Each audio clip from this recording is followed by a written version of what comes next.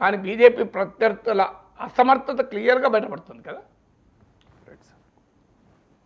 ఇక భారతీయ జనతా పార్టీ రాజకీయ ప్రత్యర్థుల మీద ఈడీ, సిబిఐ, ఐటీ ఈ వ్యవస్థల్ని ప్రయోగించి కక్ష తీర్చుకుంటుంది అనేది ప్రధానంగా ఆ పార్టీ మీద ఉన్న ఆరోపణ. ప్రతిపక్షాలు ఇదే ఆరోపణలు పదే పదే చేస్తూ ఉన్నాయి సార్. రీసెంట్గా కేజ్రీవాల్ కూడా ఒక ఆరోపణ చేశారు.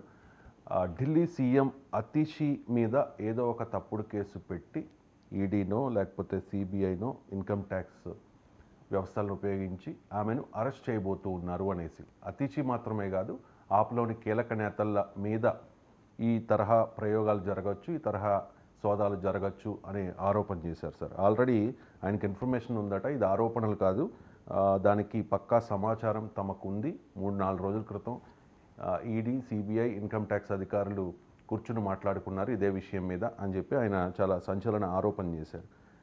ఈ ఆరోపణలు మేము కామెంట్. అరవింద్ కేజ్రీవాల్ బీజేపీ వ్యతిరేక శిబిరంలో అందరికన్నా తెలివైనవాడు. అందుకే అరవింద్ కేజ్రీవాల్ ఎన్నిసార్లు బీజేపీని ఓడించగలుగుతున్నాడు.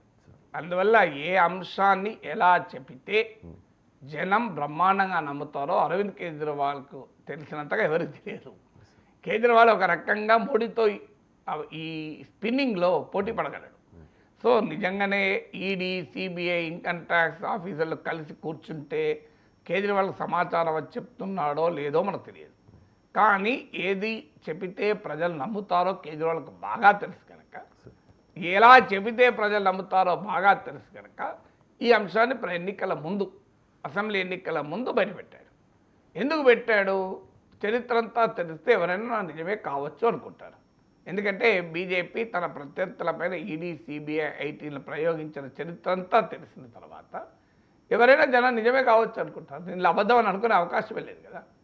అంటే ఒక రకంగా ఈ ఆరోపణ నిజమా కాదా మనకు తెలియదు. కేజ్రీవాల్కు ఉన్న సమాచారం నాగేశ్వర్కి ఎలా ఉంటుంది? సో నేను ఇప్పుడు ఇది కాదు అని అనలేను.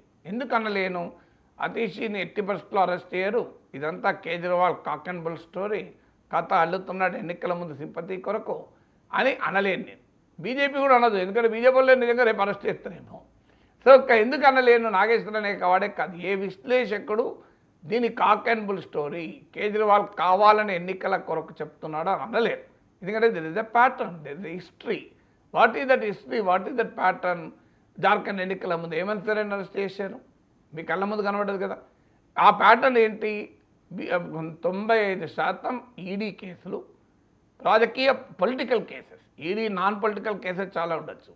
పొలిటికల్ కేసెస్లో 95% ప్రతిపక్ష నేతలపైనే పెడుతున్నారు. Number 1 fact. నెంబర్ 2 ఫ్యాక్ట్, 2014 తర్వాత రాజకీయ ప్రత్యర్థులపైన పెట్టే సిబిఐ, ఐడి కేసులు గణనీయంగా పెరిగాయి. Fact number 2. ఫ్యాక్ట్ నెంబర్ 3, రాజకీయ ప్రత్యర్థులపైన పెట్టిన కేసుల్లో కన్విక్షన్ రేట్ నెగ్లిజిబుల్గా ఉంది. అంటే ఈడీ కేసులు పెట్టిన దాంట్లో యాక్చువల్గా శిక్ష పడేది చాలా చాలా పరిమితమే. ఎందుకంటే ఎవరికి శిక్షలు పడవు. ఇది fact number 3. Fact number 4, CBI, ED కేసులున్న వారు బీజేపీలో చేర్చడానికి ఎలాంటి అభ్యంతరము లేదు.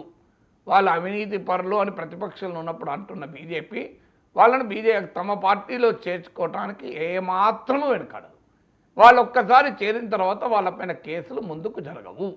అది మహారాష్ట్రలో ఆదర్శ్ సొసైటీ కేసులో అశోక్ చవాన్, ఆ సిట్ ఫండ్ కేసుల్లో సువేందు అధికారి బెంగాల్లో, ఇలా ప్రతి ఒక్కరి విషయంలో మనం చూసాం. ఆంధ్రప్రదేశ్లో సీఎం రమేష్ పైన ఐటీ దాడులు, ఇవన్నీ చూడలేదా? మన సుజనా చౌదరి పైన కేసులు, ఇవన్నీ మనం చూడలేదు ఇక్కడ.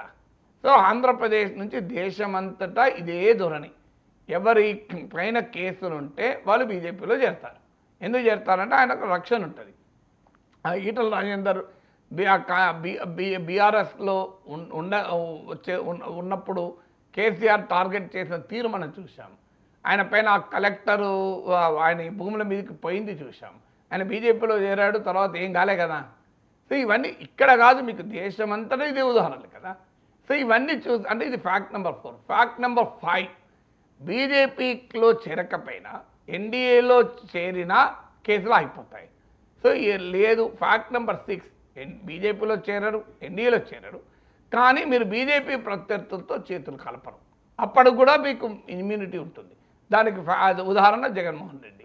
ఆయన పైన 10 ఏళ్ళైనా సిబిఐ కేసు ఒక్క అడుగు ముందుకేదు, ఈడీ కేసు ఒక్క అడుగు ముందుకేదు. ఇవన్నీ చూసిన తర్వాత ఏమనిపిస్తుందండి? అరవింద్ కేజ్రీవాల్ చెప్పింది తప్పనిపిస్తుందా ఒప్పనిపిస్తుందా? ఇన్ని చూసాం కదా, ఇప్పుడు మీకు 6 ఫ్యాక్ట్స్ చెప్పారు. ఇందులో ఎవరు డిస్ప్యూట్ చేయలేని ఫ్యాక్ట్స్ ఇవన్నీ, ఎంపరికల్ బేస్ ఉన్న ఫ్యాక్ట్స్. ఈ 6 ఫ్యాక్ట్స్ చూసినాక ఏ కామన్ మ్యాన్కైనా అర్థమయ్యేది, केजरीवाल में परहैप्स भी ट्रू, वो सही बोल रहा होगा। यही हो रहा ना देश में क्या हो रहा? ఒక ఢిల్లీ ప్రవీధుల్లో ఉన్న ఇద్దరు ఓటర్లు ఏమని మాట్లాడుకుంటారు? सब ठीक है, ऐसे ही करे ना मोदी जी, यही हो रहा ना देश में, सियासत में क्या हो रहा फिर? तो ऐसे ही हो रहा ना, तो वो केजरीवाल बोले वो सही होगा, अतीश को अंदर डाल देते क्या की అని అనుకోరా? సో ఇదంతా కళ్ళ ముందు జరుగుతున్న వ్యవహారం అన్నాడు. అందుకల్లా Kejriwal is a very intelligent man. ఆయనకు సమాచారం ఉందో లేదో మనకు తెలియదు, సమాచారం ఉండి చెప్తున్నాడా, సమాచారాన్ని సృష్టించి చెప్తున్నాడో తెలియదు. బట్ ఏదైనా సరైన సమయంలో సరైన అంశాన్ని ఎలా చెప్పితే ప్రజలు నమ్ముతారో అలా చెప్పగలిగే సామర్థ్యం కేజ్రీవాల్కి ఉంది కనుక ఢిల్లీ గడ్డపైన కేజ్రీవాల్ ఇన్నిసార్లు బీజేపీని ఓడించగలుగుతున్నాడు. సో అందువల్ల I don't know what Kejriwal said is true or false, but I cannot say it maybe it is 100% false అనేది అనలేదు. ఇది కొట్టి పారేయడానికి మాత్రం అవకాశం లేదు, ఎందుకంటే there is a pattern, there is a history to this. ఇక